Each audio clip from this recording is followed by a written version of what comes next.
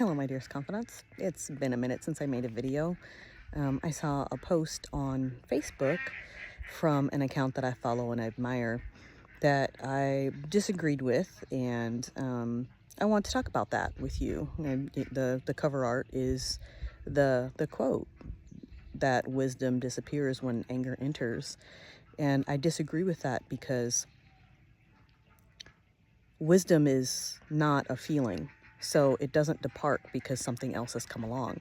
Wisdom is the application of knowledge. And I do believe that when you are angered, you are triggered. There's something within you that is disconnected from what it is that you're experiencing. And I believe that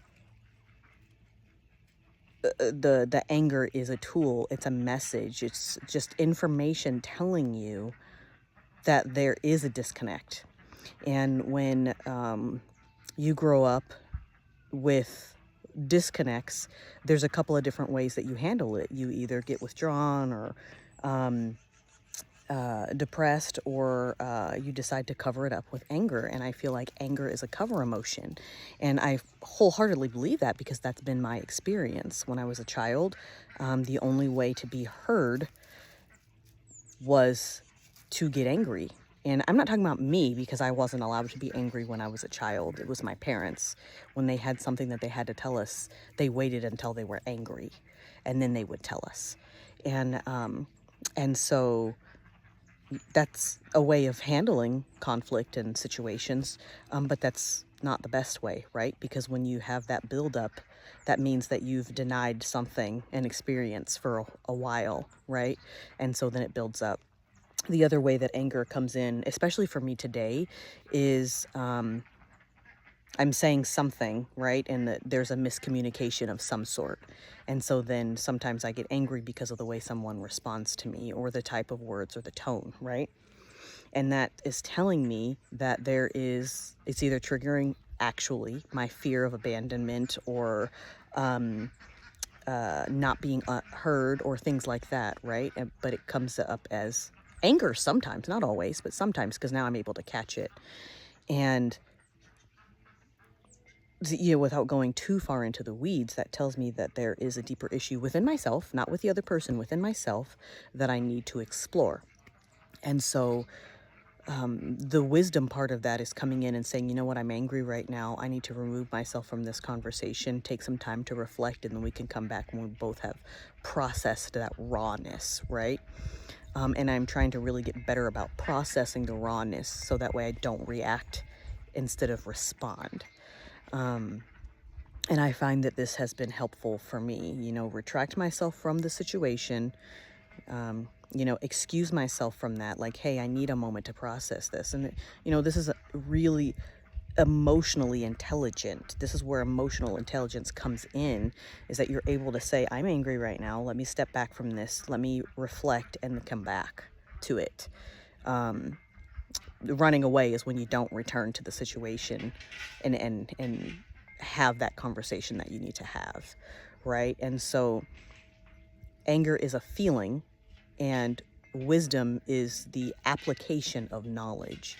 And the only way to get wisdom is to have the knowledge and have the experience that makes it wisdom.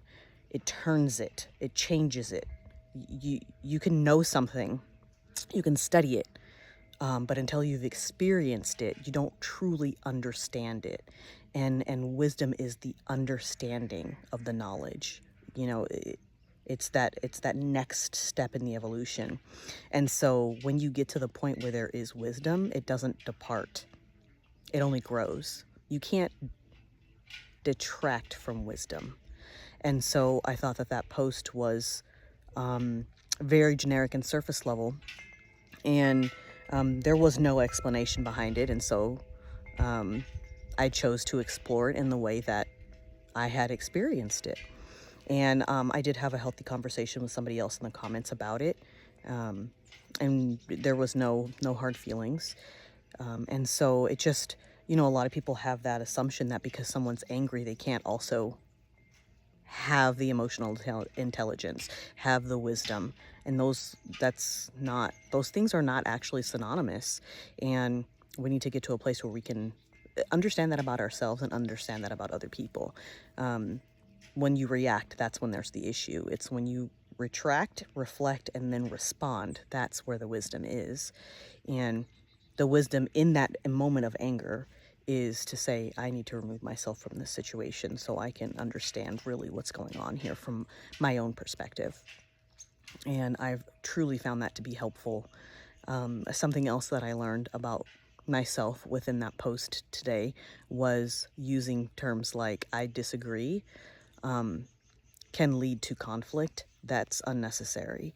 And for me going forward, I am going to make a conscious effort to say my experience has been, or my perspective is, so that way it shifts the I'm not casting blame. I'm not saying I'm better than you. I'm saying this is from me, from my perspective.